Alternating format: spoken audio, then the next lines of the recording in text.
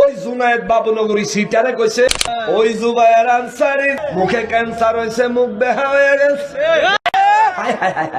ওই হাটাদারির মুরব্বী আহম্মক শকি, শফি কয় না, কয় শকি শকি। সাবধান, আর একটা আলেমকে গালি দিবি না।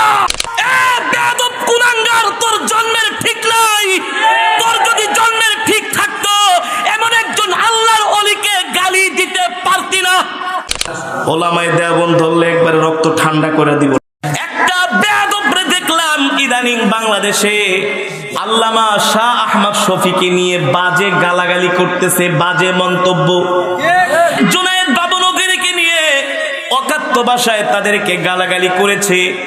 কোরআনের এত বড় খাদেম, এত বড় দ্বীনের দাঈ আল্লামা জুবায়ের আহমদ আনসারী দামাত বারকাতুহুম তাকে অকাত্য ভাষায় গালাগালি করেছে।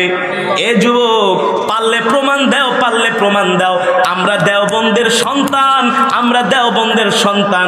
আজ পর্যন্ত আমরা কোন দলের পীরকে আজ পর্যন্ত কোনো কটু ভাষায় কথা বলি নাই। অশ্লীল ভাষায় গালাগালি করা তো দূরের কথা, ঠিক কিনা বলেন? তোর জন্মের ঠিক নাই। তোর যদি জন্মের ঠিক থাকতো এমন একজন আল্লাহর ওলিকে গালি দিতে পারতি না। তুই কিসের নকশাবন্দি? তুই তো ভণ্ড, তুই তো ধর্ম ব্যবসায়ী। তোর ভিতরে কোনো মাল নাই, চালান নাই, সহি শুদ্ধ ভাষায় একটা কথাও বলতে পারস না। গ্রাম্য ভাষায় কথা বলস, কোরআনের আয়াত সহি করে বলতে পারস না। আল্লামা আহমদ শফীকে জাতা ভাষায় গালাগালি করস, বিশ্রী ভাষায় গালাগালি করস। তুই কি জানোস এই আল্লামা আহমদ শফীকে, আল্লামা আহমদ শফী হচ্ছেন হযরত হুসাইন আহমদ মাদানির ছাত্র খলিফা, ঠিক কিনা বলেন? এ হুসাইন আহমদ মাদানিকে ভণ্ডের বাচ্চা, এ ছোট লোকের বাচ্চা, এ ধর্ম ব্যবসায়ী ভণ্ডের বাচ্চা, ভণ্ড শুনে রাখ। এই ভারতবর্ষ যখন ব্রিটিশরা শাসন করেছে, এই হুসাইন আহমদ মাদানির বংশধররা, পূর্বপুরুষরা ব্রিটিশ বিরোধী আন্দোলনের নেতৃত্ব দিয়েছে। তারা যদি ব্রিটিশ বিরোধী আন্দোলন না করতেন, হুসাইন আহমদ মাদানির ওস্তাদ শাইখুল হিন্দ মাহমুদুল হাসান দেওবন্দি, আরে শাহ ওলিউল্লাহ মুহাদ্দিস দেহলভী কে, হাজী আমদাদুল্লাহ মুহাজির মক্কি, রশিদ আহমদ গাঙ্গোহী কে, এ ভণ্ডের বাচ্চা ইতিহাস পড়ে দেখ। ওলামায়ে দেওবন্দের বিরুদ্ধে কথা বললে তুই তোর নিজের উপরে জুলুম করবি, বেঈমানি করবি, নিমক হারামি করবি। এই বাংলার জমিনে ওলামায়ে দেওবন্দের যেই অবদান আছে, এই অবদান তোর পীর আরো 500 বছর বাচ্চা থাকলেও এই অবদান রাখতে পারবে না। বাংলার জমিনে ওলামায়ে দেওবন্দ না থাকলে ইসলামের নাম নিশানা আরো আগেই মুছে যেত। ওলামায়ে দেওবন্দের কারণে এখনো বাংলার জমিনে ইসলাম টিকে আছে, ঠিক কিনা বলেন? বন্ধুরা আমার, যার মধ্যে যা আছে তাই তো বের হবে, নাকি? ওলামায়ে দেওবন্দের সন্তানদের জবান থেকে কোরআনের তেলাওয়াত বের হয়। আমি কাউকে একটাও গালি দেই নাই।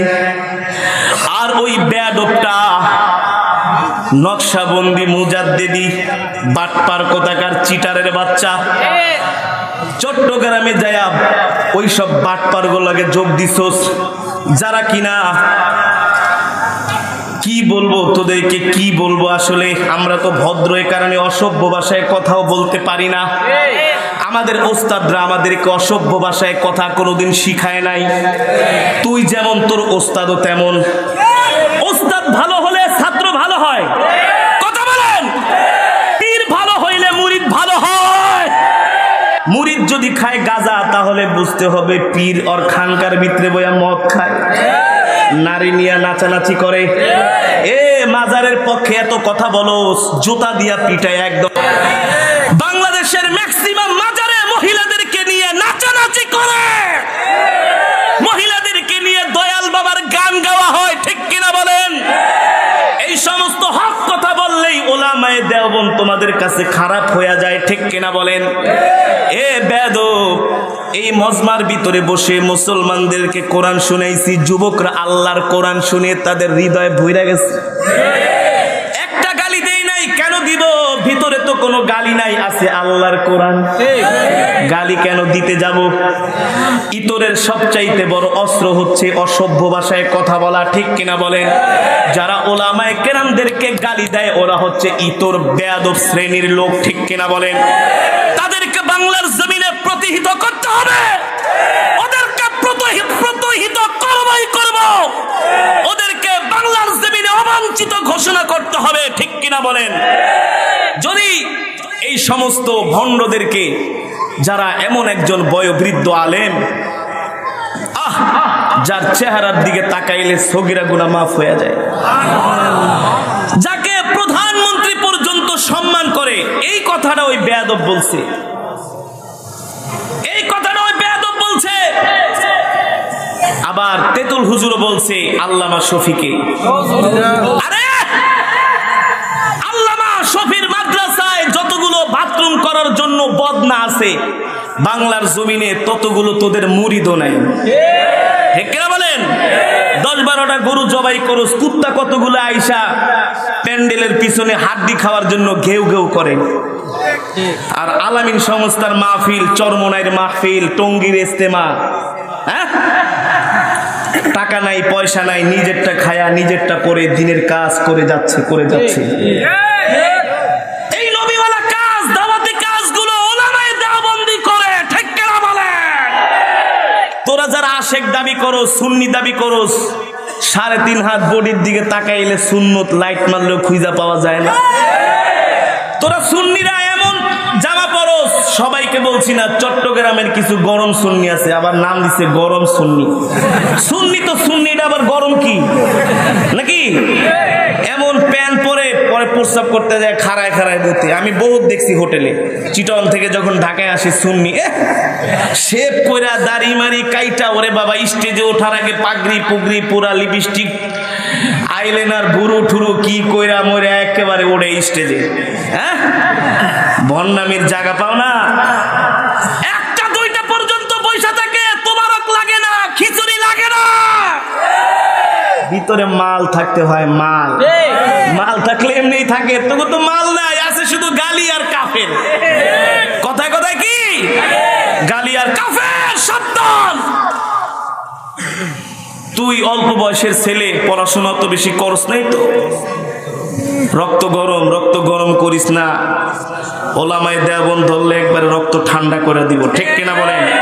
সাবধান, আর একটা আলেমকে গালি দিবি না, সে যেই দলের হোক না কেন, মুরব্বীদেরকে সম্মান করতে হবে।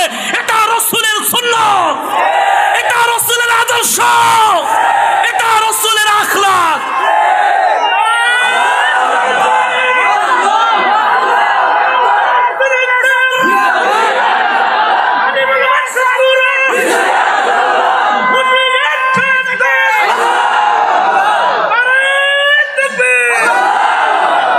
বন্ধুরা আমার, এই কথাগুলো খুব দিলে কষ্ট নিয়ে বললাম। আল্লামা শফি তো আমার বাবার চাইতে তাকে আমি সম্মান বেশি করি, সে আমার আধ্যাত্মিক রাহবার, আধ্যাত্মিক গুরু, ঠিক কিনা বলেন? তাদের কারণে আমরা এলেম পেয়েছি। সুতরাং মুরব্বীদের সাথে কখনো বেয়াদবি করতে নাই, তাহলে মাহরুম হয়ে যাবা। আল্লাহ বেয়াদবি পছন্দ করে না, ঠিক কিনা বলেন? আল্লাহ তাআলা তোমাদেরকে হেদায়েত দান করুক, বলি আমিন। যেটা বলতেছিলাম বন্ধুরা আমার, আল্লাহ তাআলা পৃথিবীর জমিনে আমাদেরকে এমন এক কোরআন দান করেছেন, ওয়ানুনাজ্জিলু মিনাল কুরআনি মা হুয়া শিফাউন ওয়া রাহমাতুল লিল মুমিনিন। এই কোরআন হচ্ছে মুমিনের জন্য শেফা, এই কোরআন হচ্ছে মুমিনের জন্য ঔষধ।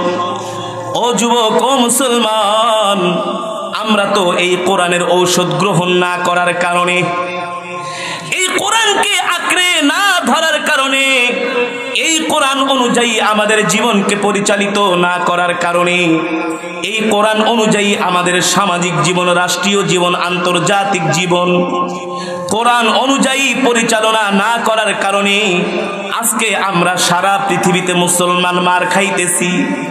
সারা পৃথিবীতে কোরআন যেমন একটা, সারা পৃথিবীর মুসলমান যদি এক কালেমার পতাকা ছায়াতলে যদি আশ্রয় নেয়, এক কালিমার পতাকা তলে যদি মুসলমান আশ্রয় গ্রহণ করে, সারা পৃথিবীর মুসলমানরা যদি এক হয়ে যায়, ন্যাক হয়ে যায়, তাহলে পৃথিবীর বিধর্মীরা কখনো মুসলমানদের গায়ে হাত দেওয়ার সাহস পাবে না। মুসলমানের কাছে যত সম্পদ আছে, ইহুদি নাসারাদের কাছে সেই সম্পদ নাই। আমেরিকা সৌদি আরব থেকে তেল কিনে কিনে নিয়ে তারা আফগানিস্তানে যুদ্ধ করে। মধ্যপ্রাচ্য যদি তেল বিক্রি করা সৌদি আরবের কাছে বন্ধ করে দেয়, তাদের যুদ্ধ বিমান ট্যাঙ্কগুলো বন্ধ হয়ে যাবে, যুদ্ধ জাহাজগুলো বন্ধ হয়ে যাবে। আর পৃথিবীর জমিনে ইতিহাস ঘেটে দেখো, ইতিহাস ঘেটে দেখো, ইহুদি খ্রিস্টানদের সাথে, কাফেরদের সাথে বিশ্ব পয়গম্বরের যত যুদ্ধ হয়েছে, কাফেরদের সংখ্যা 1000, মুসলমানের সংখ্যা 313 জন। মুসলমানের সংখ্যা 1000, কাফেরদের সংখ্যা 3000। মুসলমানের সংখ্যা 3000, কাফেরদের সংখ্যা 20,000। মুসলমানের সংখ্যা 10,000, কাফেরদের সংখ্যা 5 লাখ। ঠিক কিনা বলেন? ইতিহাস ঘেটে দেখো, মুসলমানরা তো যুদ্ধের ময়দানে অস্ত্রের বলে বিজয় অর্জন করে না, মুসলমান তো যুদ্ধের ময়দানে বিজয় অর্জন করেছে ইমানের বলে। ঠিক কিনা বলেন?